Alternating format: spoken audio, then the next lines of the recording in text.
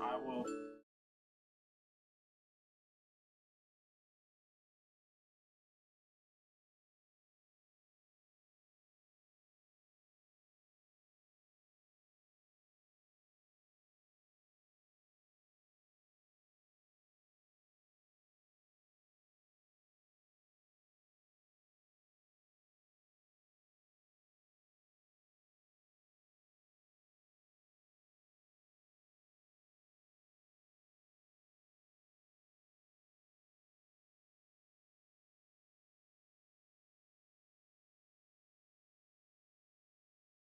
Elementary English Language Arts, and I will defer to Kirsten Jones Morgan.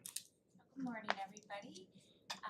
I'm bringing forward a request to fund a one-year purchase of a program called Core Knowledge Language Arts, or CKLA.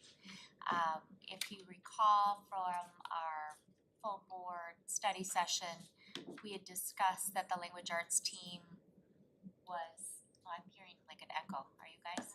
It's the speaker. Okay. Speaker for the audience. Okay. That the language arts team had been actively engaged in a process to determine language arts curriculum for kindergarten through fifth grade. Happy to report that we have landed on a program, which is CKLA, but this request is actually for 1 year for next year, and it is to have a team of teachers pilot the program. And when I say pilot, we're not piloting in the sense that we would make a different choice between CKLA and another program. What we're really looking at are two different editions of CKLA. The current edition or the new edition, which does not come out until 25-26. And so we have an opportunity to engage in that material in the winter of next year. So the request is for $82,382, which represents a 10% contingency.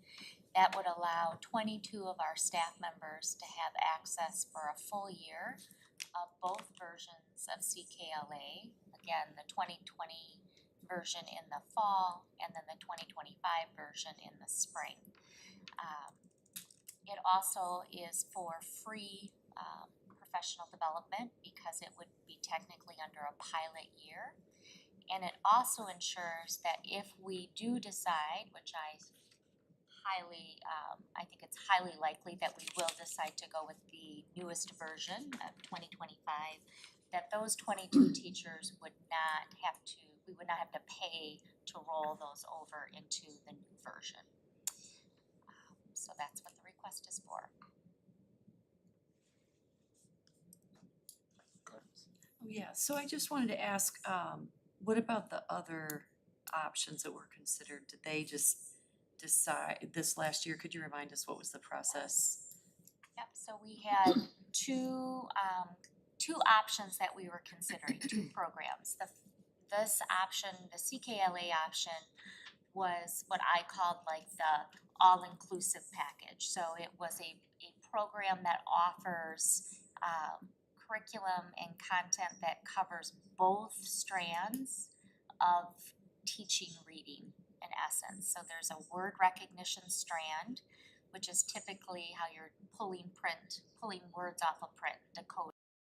And then there's the language comprehension strand, which is really teaching all of the comprehension and background knowledge that is necessary for kids to become fully literate.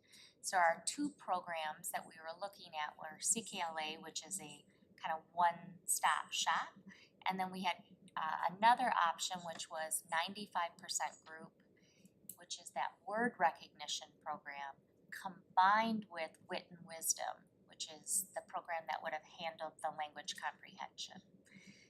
And collectively, the team really did think that going with a singular program in CKLA would be overall a much better fit for our district moving forward. And this is all compared to our current curriculum journeys, right? Correct. So that was just completely off the table based on standardized test scores? Is that the idea here. Yeah, and Journeys, really, when we began the original, pursuit of trying to figure out what program to land on, that really started last year. And we've recognized, we've been in a contract with Journeys for like 9 years. And we have recognized that it is not, aligned to what research indicates is based on best practice. We actually have overwhelming evidence that states, that our kids are responding accordingly. And we've been supplementing with Journeys this past year to try to shore up some of those word recognition strands that are clearly lacking in Journeys. So Journeys was not even a program that we considered. We did vet 7 different programs, and then landed on 2, and then did another round of extensive vetting to come to this decision. Okay. And so there's 2 teachers at, it looks like 2 instructors at each building. Yep. And so I'm sure those will probably be between K through 5 at different buildings. I'm assuming. Yeah, so principals did have the option of choosing. The recommendation was a lower L and an upper L, but some principals chose to, like if they had a teacher that was changing grade levels, rather than have them learn Journeys and then the following year learn CKLA, they made the decision to just have them engage with CKLA next year. The decision will, the move to doing CKLA at scale across the district will happen in 25-26. The idea behind next year is we're gonna have 2 people in each building that will have a whole year with the program. Really be kind of resident experts that can help then transition all the other teachers as we move into 25-26. Because I do think what is fundamental and critical is that we launch 25-26 correctly, meaning we have provided teachers with all of the necessary tools to be able to implement well, including building their own expertise and their understanding of the science of reading. And so when we do, like you said, most likely move fully into this in 25-26, any idea how much the cost of that is? And like you said, I think you said, if I'm understanding correctly, some of this $82,000 would, the moving the full district K through 5 would be reduced a little bit for that full cost by this $82,000. And we wouldn't have to pay for these 22 teachers to get new materials. We're still gonna have to pay for all of their consumables. There's a lot of consumable products with any kind of elementary adoption, so but we wouldn't be paying for any of the if we go with the 25-26 version, we wouldn't be paying for any new TEs or anything like that. So yes, there would be some savings technically moving into next year. The total cost for the full adoption, I would say we're still working out. So we're so far away that it's hard to get a solid quote, but it's every bit around $1 million. And that would be for a 6-year adoption. Now we're able to offset a significant amount of that based on the grant that we have received. So that is of huge benefit, I think, to the district in terms of not having to just pull down then on those curricular funds. Would we also still have ESSER funds available, or will they be totally exhausted with these Yeah, they'll be curriculum? exhausted at the end of this current year. Okay. And do you remember how much the grant is worth? The grant, it's written in the grant at just under $1 million, Oh, so for the grant, but that doesn't include, like, they'll have some additional probably training costs and things like that. So the grant will offset a significant amount of the ELA purchase for sure. okay. And that, quite frankly, never happens for a curricular adoption, so Yeah. we're super excited to be able to take advantage of that. Was a little bit, push the timeline forward, but as a whole, for all of curriculum, it really benefits everyone, so. So the idea here, though, is just to pilot this for 1 year with a subset of teachers, learn lessons for this, adapting this new curriculum, and then revisit it at the end of next year if we wanna move forward for the fall, for 2025-2026 school year. Is there any chance that, at that juncture, teachers would want to continue with Journeys? I mean, are you thinking that's even on the table, or any other curricula for elementary? No. I think that, I think our process has been really extensive and exhaustive. I think, anytime you make a decision, you're going to certainly have people that say, oh, I wish we had gone the other way. And that's why I think the teacher training piece is so critical, because the program, no program works without ensuring that teachers have a clear understanding of the why behind it. And so regardless of if we had chosen 95% group in Wit and Wisdom, which I loved, I was a fan of that choice, but I am just as much in support of CKLA. Ultimately we have to make a decision. Sure. This is the decision that collectively the experts in the room decided. Do I think that there might be teachers that say, oh, I wish we were doing X, Y, and Z? Absolutely.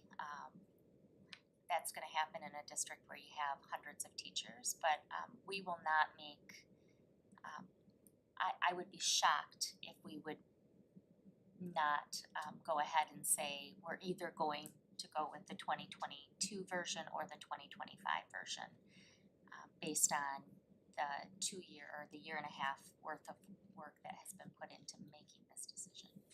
Understood, thank you. Are you okay with this going on to consent agenda? Yes, we can put this on consent. Any other items on this topic?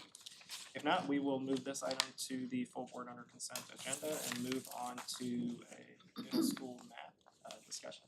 Yeah, so I had the pleasure of bringing Maria Taplin and Jane Porath to the board curriculum to talk about the request for the conversion of some of our CPM materials to Inspiring Connections math. If you remember, not too long ago we adopted the CPM curriculum across the board for secondary schools, and really in 2023 and actually prior to that, they really had some concerns about the ability to meet the needs of the general courses as well as low-level learners for the CPM and access to the material based on reading levels that are in the standard CPM product. And I had the unique experience that I was actually, when we're short for subs, to go into Maria's classroom, I think it was 2 years ago, and actually sub in her 6th grade class that was actually using CPM.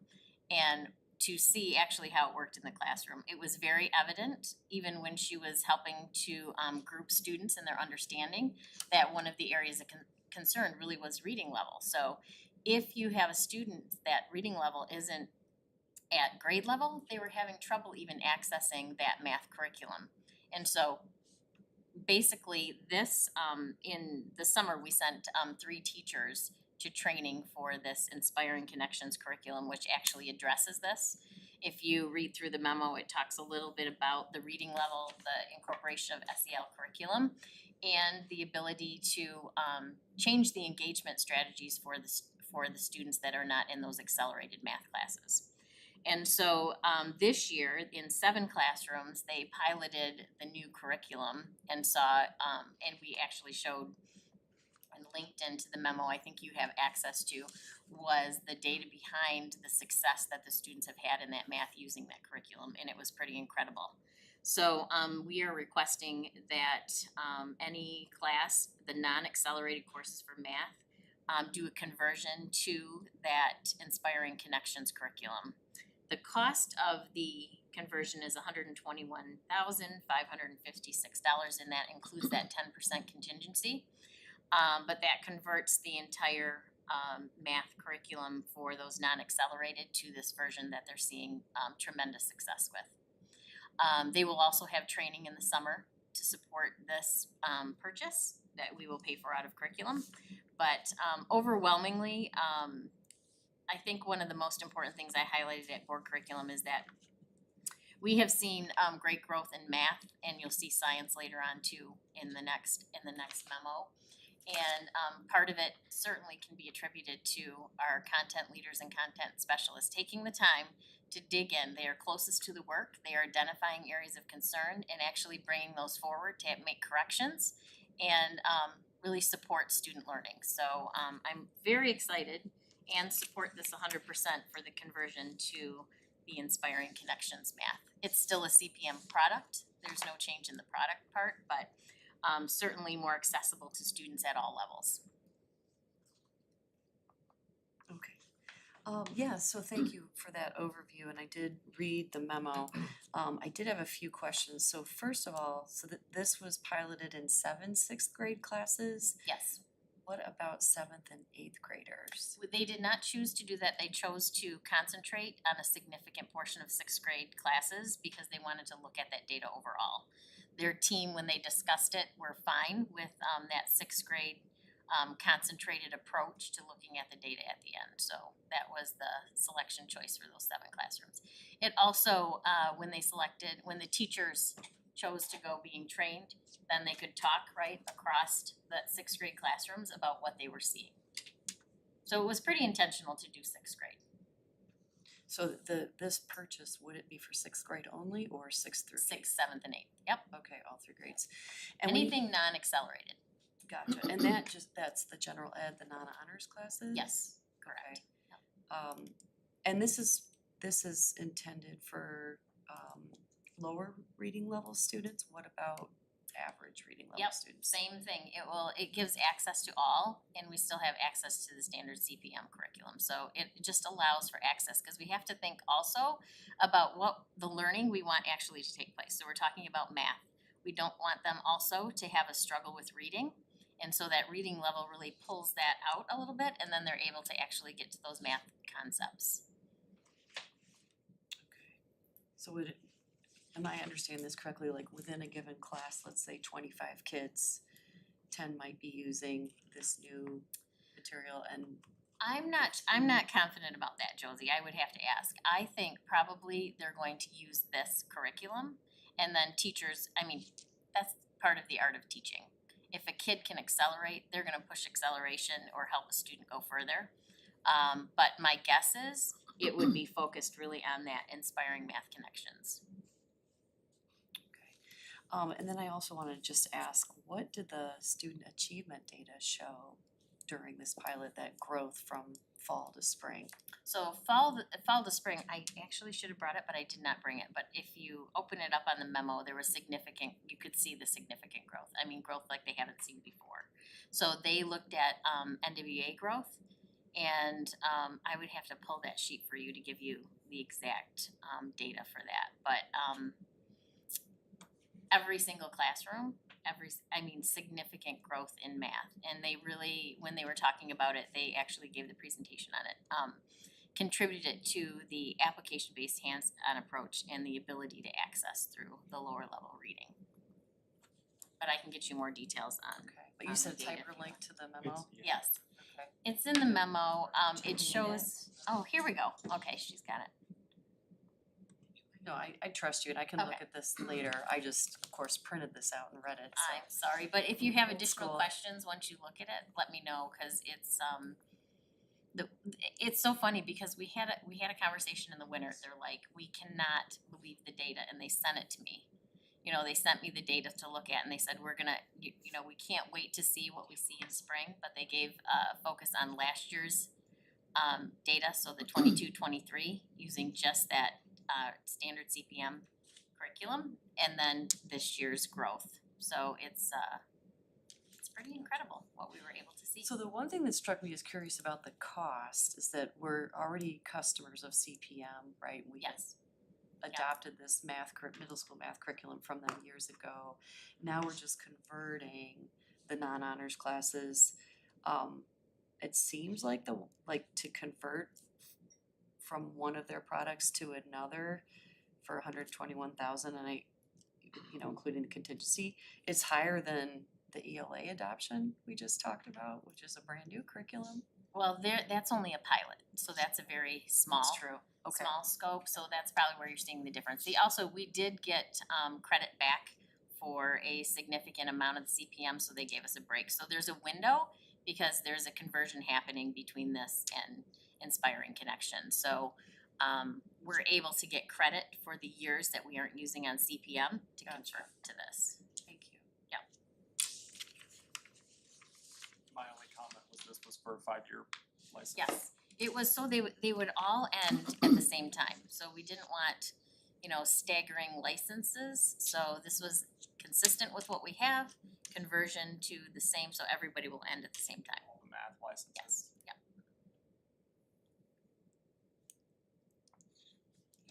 Thank you. And this has been through curriculum Yes. yesterday. Yep. So.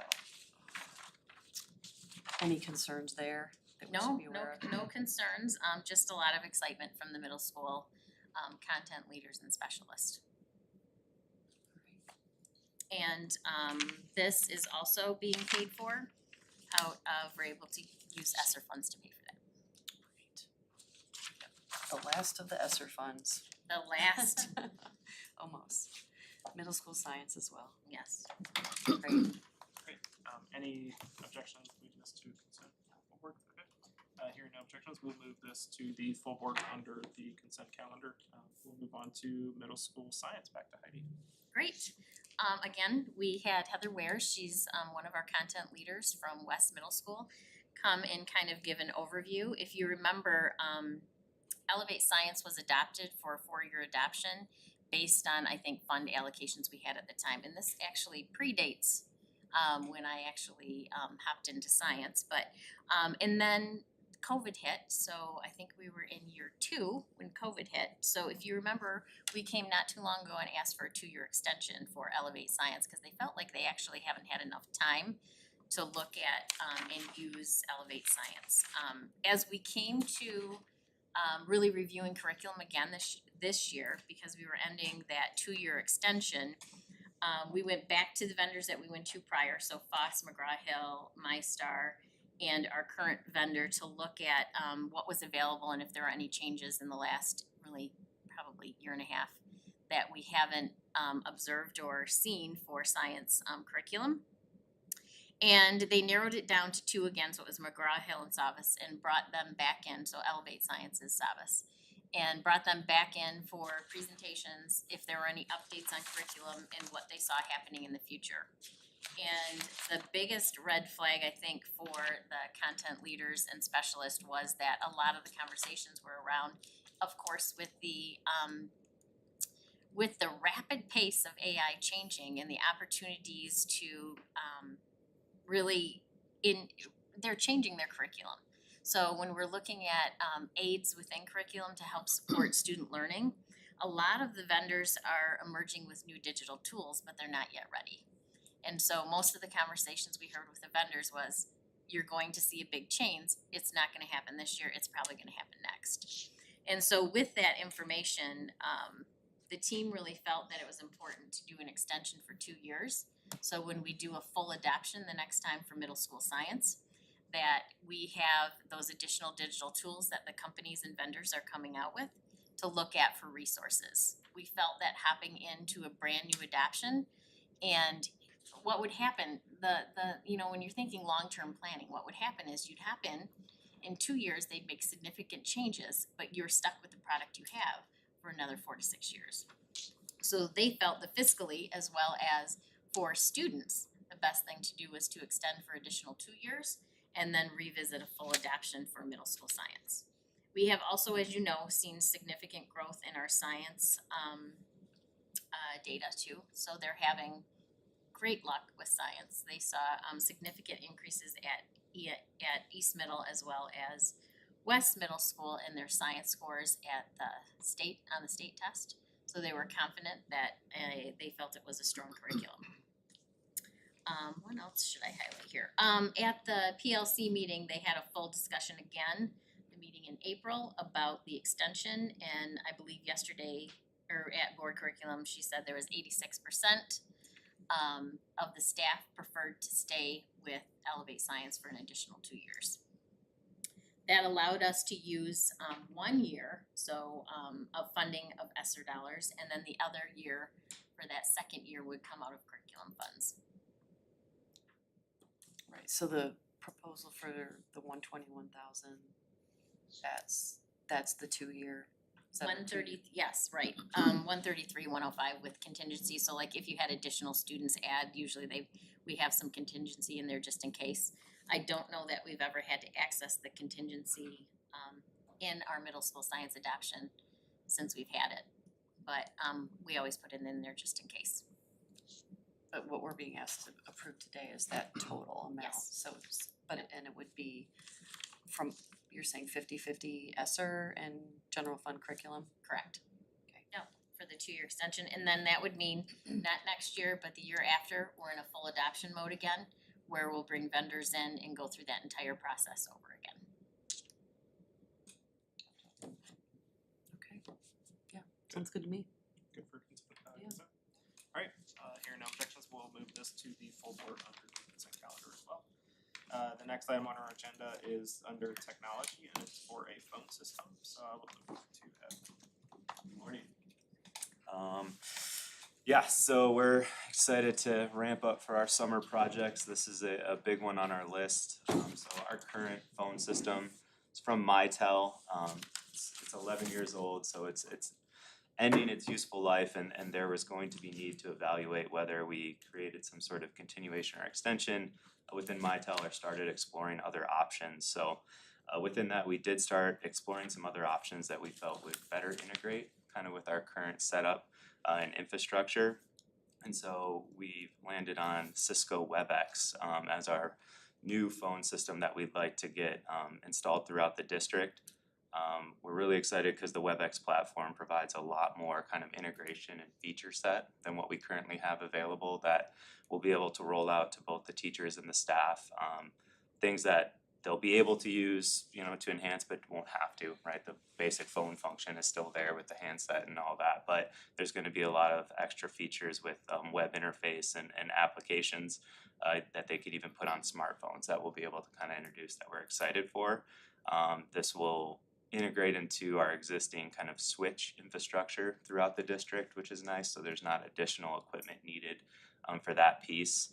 And all of our kind of push for the safety and security systems that we've been updating and modifying, this will just help kind of smooth out that process. So we were able to look at a 7-year deal, so that's 7 years licensing for the hardware and the phones throughout the system. That would be a contract including contingency of a total cost of $912,776, which has got that 10% contingency just in case any additional hardware items might be needed as we go through. We got a lot of handsets and equipment there, so I imagine we'll be finding a few surprises throughout the district as we do that, but it's our hope that we can get this pretty much all set up throughout the summer and ready to go for the teachers. So the only difference they'll see is new handsets in their classrooms and a much better functionality and phone system. It also kind of sets us up for the future of looking at going totally cloud-based, which we're really motivated to do with as many systems as we can when it's practical, just for that reliability and safety as well. And so that'll add a lot more functionality when we're able to fully transition that piece as well. So, any questions? What would you say the useful life of a system like this is? So we got 11 years out of We got 11 years out of our current one. That was a lot of patchwork, old phone purchases to keep it going. Their original, I guess, recommendation was a 5-year, but we thought we can definitely do with a 7. That's why we pushed and got a 7-year quote to kind of extend that life of that system. I'd say at the minimum, I wouldn't worry about kind of any major replacements or needs until that 7-year contract or licensing has expired. But I imagine we can likely look at, going beyond that slightly. So just because not a whole lot's gonna change, so I think especially once we maybe totally transition to the cloud, so we'll be in a really good spot to potentially extend that life for a while. And think it's easier because there's just handsets now. There's no longer pieces of equipment in each building and at the data center. So we don't have to worry about changing those things out. So those have been in there for 11 years as well, just sitting in each rack at the building that we have to worry about dying. So when we transition to the new phone system, it's just handsets. Streamlines that, yeah, integration. So no big forklift, lift and replace, take equipment out, change servers and appliances all over the district, just phones. And then, I don't wanna bring up too much PTSD here, but given our recent history with the, so the phones were part of the system that were down. Correct. Right after spring break, is this still dependent on the whole system, or was there thought to make phones independent at all? This when we can do so, the one caveat is so we'll have Cisco and WebEx is kind of our physical phone system that we'd be installing. Our provider is currently AT&T, which we will continue with. We've just transitioned there. As we look at kind of fully integrating the system and going to the cloud, whether that's with AT&T or another provider, that will kind of totally remove that and enable it to continue to run. That's the benefit, like we said, of kind of looking at all of our systems and thoughtfully planning on which ones we can move to the cloud so that they're no longer kind of dependent on our physical systems that then we have to restore. So things like that, and the phone would be really exciting just to know that it's gonna be up, barring the, they always say they're 99.999% reliability, so but we trust in that. So yeah, that'll bring that out of the equation and won't be as reliant on what our physical equipment has to do, which will be great.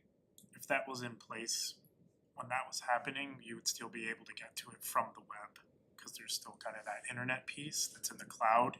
Even though the trunk service is at the data center right now, you'd be able to message and then do kind of like calling through the cloud, but not pick up a handset essentially. Yeah, and even in our kind of regular everyday incidents that we run into where fiber gets cut or something like that, we're excited to have this opportunity because then instead of it's usually a handful of us going to a building trying to figure out how to kind of cut over some of those hard lines and do that, and now it'd be like as long as I can get them like a hotspot or a reliable internet connection, you could be calling out from, the phone system essentially still works through a laptop or like I said, an app. So it just provides a lot more kind of functionality and redundancy that we're excited about. Makes our lives less PTSD. Yeah. Evan, can you just speak a little bit to the service, the improvement in service and how we'll be able to operate our own system? Because formerly we've been under the ISD system and have had to rely on them for some of the service requirements. Yeah, so we're shared over with some of that, because of some of our buildings that we share with the ISD currently, in that phone system. This will be able us to completely, as Christine mentioned, kind of separate, and then with it being in the cloud, even more so kind of less reliant on what we have on the ground, so that reliability should increase drastically, and there's just less links in the chain to potentially have an issue if there's a problem with a certain building or with, their, another provider setup that's then causing it kind of reverberates through the system, and now this will be kind of a nice separated clean break of it's our phone system, we know exactly who to contact if there is an issue, and then we'll know that it's not because somebody else is trying to kind of access or make a change or an update or anything like that. It'll all be kind of handled within that umbrella, which again, we're just excited about because it simplifies everything and makes us be able to focus on a lot of other issues. Yeah, so I just wanted to ask about video conferencing, is that envisioned as part of WebEx as well? There's some of that opportunity, I don't know if it's explicit that we have like, you can use the WebEx platform to do video conferencing, so that'll be again an option. We still have, and most of the staff are familiar and comfortable with like the Google Meet platform, so we won't just wholesale flip over, but just as an extra opportunity they have that. And then there's also an option that we're gonna look to integrate with door control phones that have cameras built in so they can kind of easily see who's answering and switch out some of those systems just to integrate with that. But yeah, like that's part of that kind of full feature set with the WebEx client that we're just excited on its basic level, like I said, but then to start to explore all those extra features and what we can roll out and provide that opportunity to staff to use. And then similar kind of, I think trustee Raymond and I were thinking along similar lines. I was just curious if there were 3 or 5 year options which would cost less and also allow the district to evaluate, you know, nearer term if the reliability and, you know, efficiency or efficacy of the system. They More actually considered. cost more per year when Per you, year, yeah. So Right. when you look at a scope of, even before the last system we had, I don't know how many years we had the last one, but it's unlikely that we would have a system for less than 7 years. Yeah, so there were those options, but we looked at, again, the anticipated longevity of that, what that looks like in terms of just the lift of getting, because we're replacing all the handsets, physical equipment, pulling out, as Thomas said, what those switches in the actual building IT closets are, and to do it for this term. So that's where we found kind of, I guess, that sweet spot of like a 7-year is that good time in our opinion to do that evaluation and make sure the service is right, as opposed to trying to go even longer, right? Saying like assuming a 10-year is gonna work, cause now we can kind of do that reevaluation and make those considerations. And part of that, within that 7-year, as I mentioned, will still be our service provider's kind of reevaluation, which is the other part of it. So moving to the cloud base is that with currently who we use, like I said, AT&T, there's a lot of other providers there that work on the back end of that we'll be talking to and probably coming back with what our decision is here in the next year or so, once we reevaluate that contract. And what's like the time horizon for that full integration with the cloud you're thinking of and the source of funding? We are hoping to start looking at that, and we've worked with Cindy in probably the next year. We'll have some options to see where that, we have the contract going through, I believe, the end of next year or following, yeah. So we'll start that process next year and then make those evaluations again based on what the funding has to come. Bond or, because it's a service, how that's gonna work. Okay, great, thank you. I don't have any other questions, thank you. I guess this is a larger dollar item, so, and there's only 2 of us here today, so maybe a small, probably not as in-depth at the full board, but probably just move this to discussion just in case there's other questions from other individuals, just based on the dollar amount, so. Sounds good. Watch this meeting for in-depth. Yeah. Okay, so yeah, we'll move this to the full board under discussion item. Moving on to informational items, just our capital project update. Paul?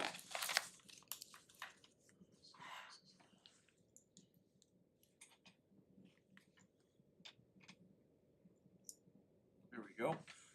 Over at Central High, IMC, construction continues. You can see some of the masonry walls going up there. And there's the big wall that separates the new addition from the old building, and the slabs were being poured yesterday. And that's starting to finish those off there. And that's the interior slabs that were poured at the site. And then over at West, same thing. These projects are moving along fairly parallel to one another, with the contractors back and forth between each site. So masonry walls are up. You can see in the background there some of the other construction going on at the face of the building, where they're infilling, where we had to take some cross bracing out and that to create the openings to get into the new building. The next big thing for both of these sites is steel. The sites are being prepped right now. Steel will be on site here middle of June, first or second week, and then the erection will start and things will really start popping over there at both sites. There's some steel right there. I see. That's not enough. Are we anticipating these for the start of the 25-26 year, or is? No, Right now, we're running a month behind on our schedule, but we're working hard to catch up with that. We're hoping to have this open and available December. Oh, wow, okay. Yeah, December was the original plan. We're tracking about end of January right now, but we've got some options that we're looking at with the architects and construction management firm to try to catch back up. We had a lot of delays with plan review. And Paul's gonna give you a little summary of why that is and what more delays we can expect in the future.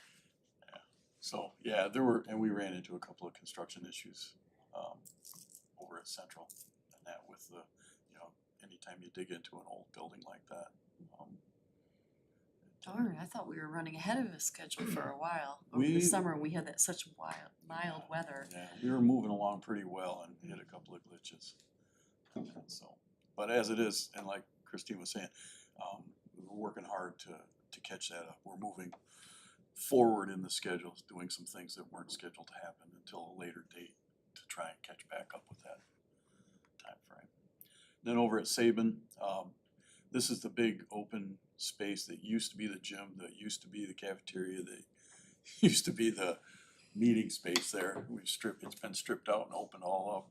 And they're prepping that so that we're ready here, first week of June, to start moving the print shop equipment over there. So this is the focus at Saban right now, is to get this space ready. You can see they're painting it. Painting's going on in there right now. And then the restrooms are ready for some finishes, and then the fixtures will go in to the restrooms. And then this is the canopy slab out on the backside for deliveries. That's the base for the canopies and the columns going in there.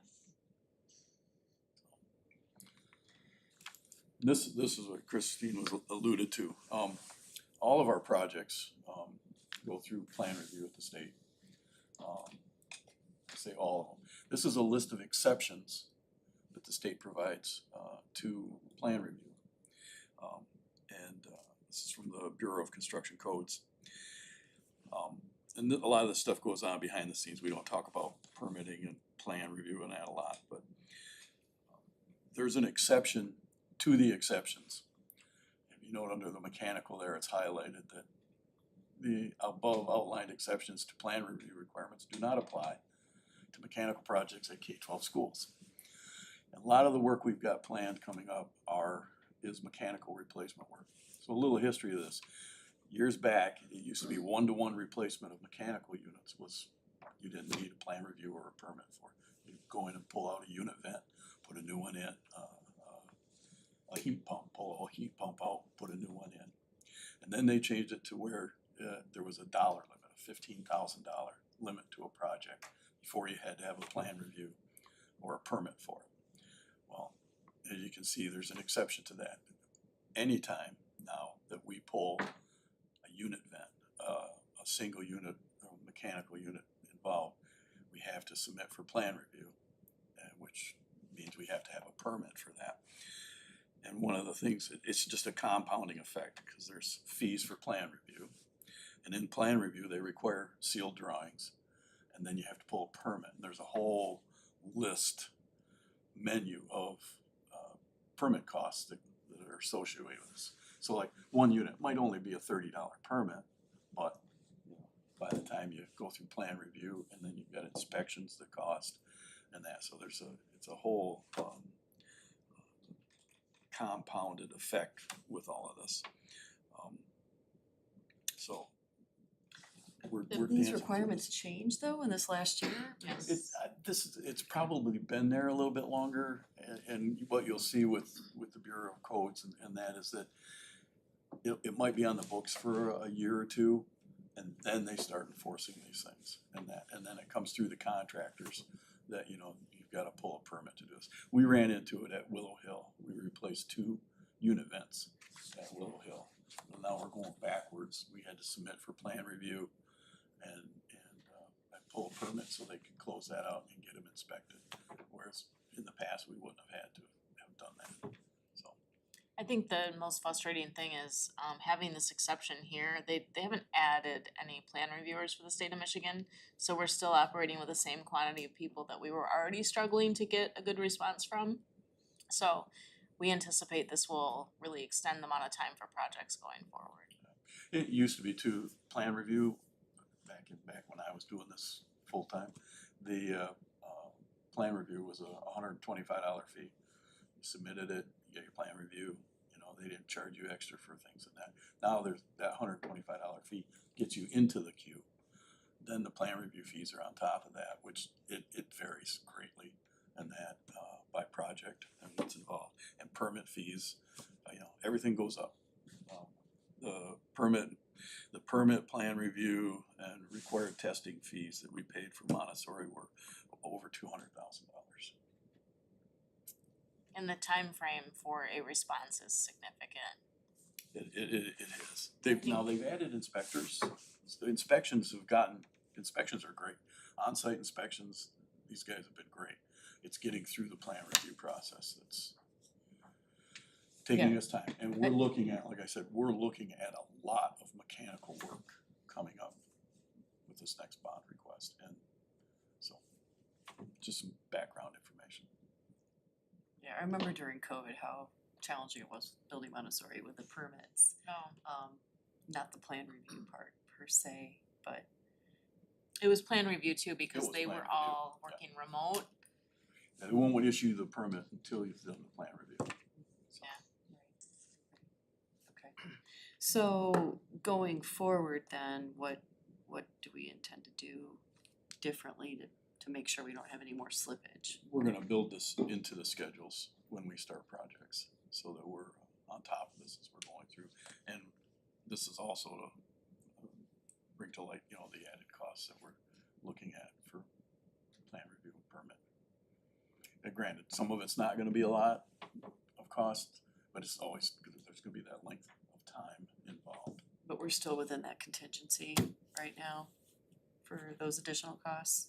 They're not. For any of our current projects, it's fine. We'll we'll have build to these build it costs in. into the projects, and that's what we're. One of the difficult things is if you, we'll have to obviously back up the schedule and go to bid earlier. And we'll just have to make sure contractors understand why we're doing that, cause sometimes they don't hold their pricing as long. So if we're bidding sooner, we have to make sure that they're holding their pricing longer, and they don't always like to do that, but it's just the new environment.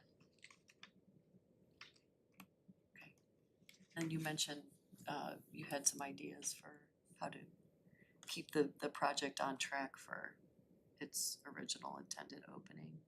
We can Oh. get to that still. For the for innovation management, December. yeah. Innovation Yep. manufacturing, yeah, what we're doing with that is looking at, if you look at the construction schedule as it's laid out, there's events, and some of the events or activities are tied to previous activities, like Microsoft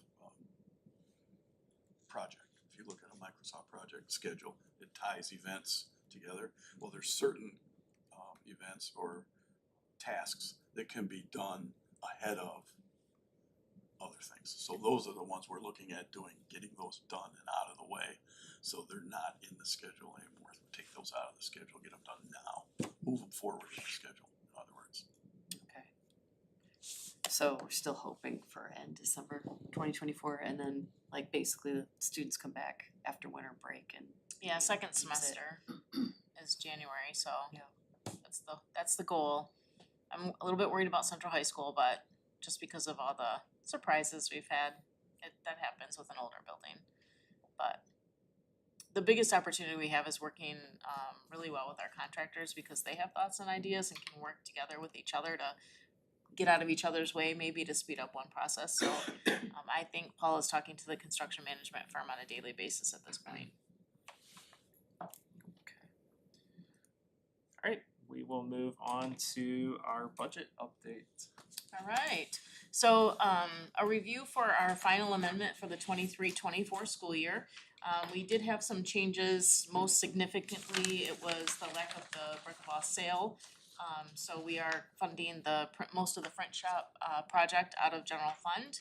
But because we had some other positive variances within some revenue sources, we're still ending with a positive balance of about $30,000. So given the fact that we typically have a $1.5 million variance or slightly higher, we are anticipating to still have a positive increase to our fund balance at the end of this fiscal year, which we've kind of been tracking pretty even throughout the year. We've had some changes, and I'll show you as we move into the next year. We had some changes as it relates to the transportation categorical. We had originally budgeted $1 million, it's only $500,000, so some of that impacted bottom line. When we're looking at next year's budget, you're all well aware that we don't actually have our budget just yet. We have proposals, so we've reviewed the governor, Senate, and House proposals. It's really difficult to review all of it and the final bottom line impact it would have for us. So we reviewed some high level categories that we think would impact our bottom line. When we looked at the foundation, We just went with the governor's because it's middle of the road. We try to be conservative yet realistic. And then looking at some of the other ones, it's just really hard to anticipate where they're gonna go. You can see on the section 31A, which is our at-risk funds, the swing from 95,000 to 500,000. That's a pretty big swing. So it could impact us more positively than we've originally budgeted.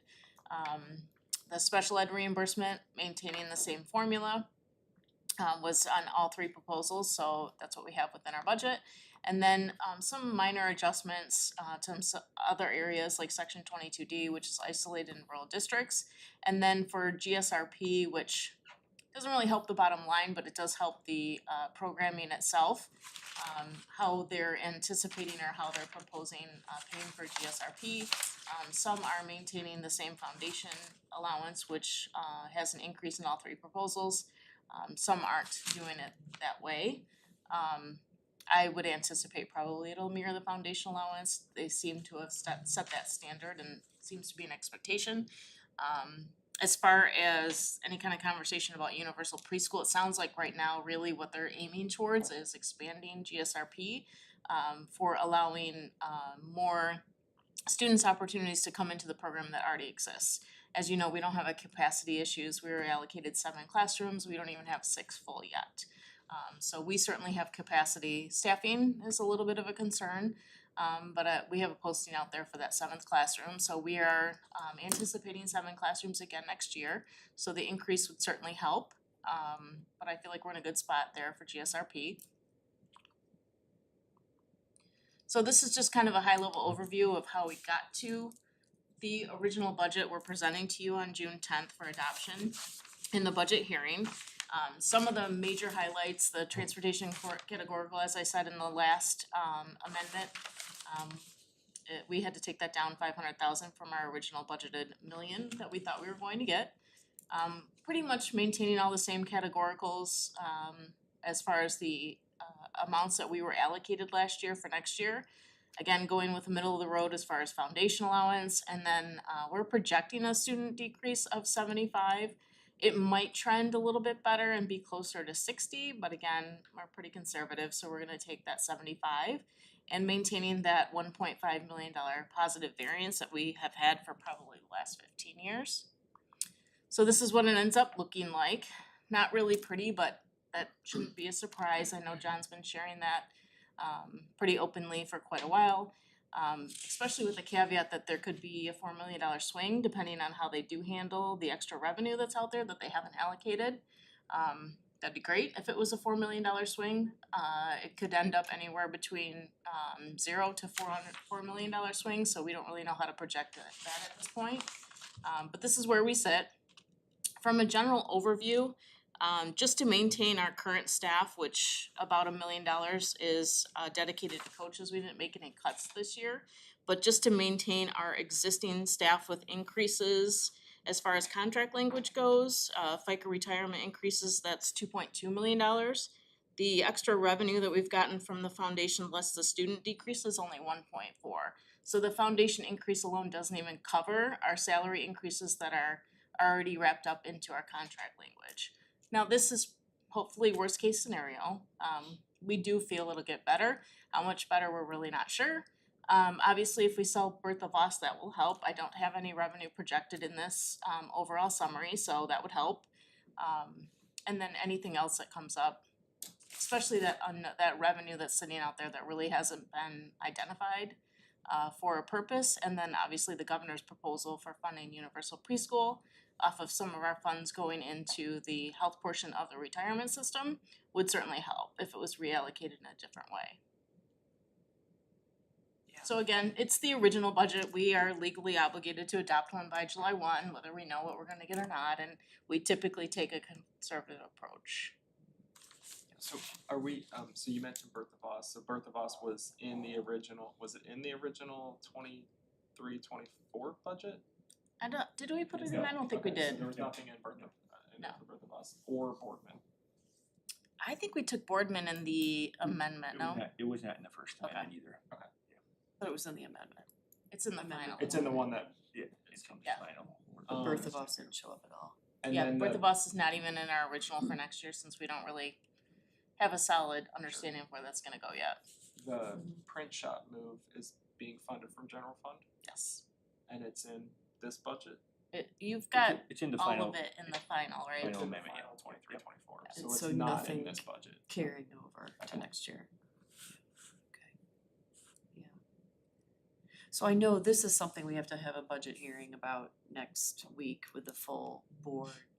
I'm just wondering if we can get a fuller picture, because this is very, very high level, and it's a good start, but if we could get more information about like the funding sources and the allocations, I would say like for the past 3 to 5 years, so we can kind of see what's been going on, big picture, like the number of FTEs, the number of students, the foundation per principal, the total budget and the fund balance, cause all of those things have really changed over the last 3 to 5 years with COVID in particular. Yeah, that's all in the budget book that will come out with the entire packet for the full board meeting.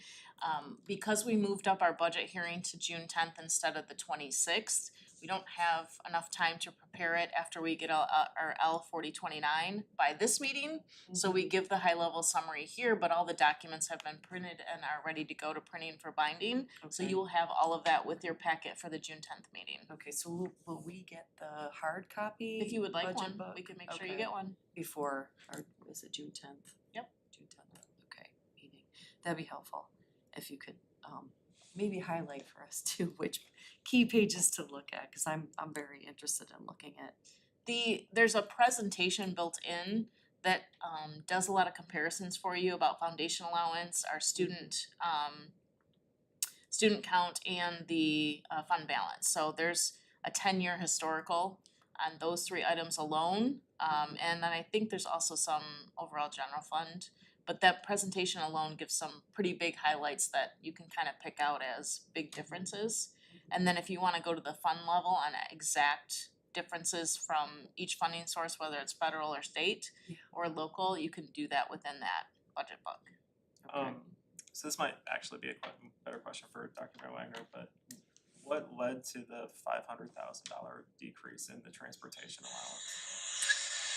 Yeah, there was a change in language that was done in supplemental that allowed ISDs into it.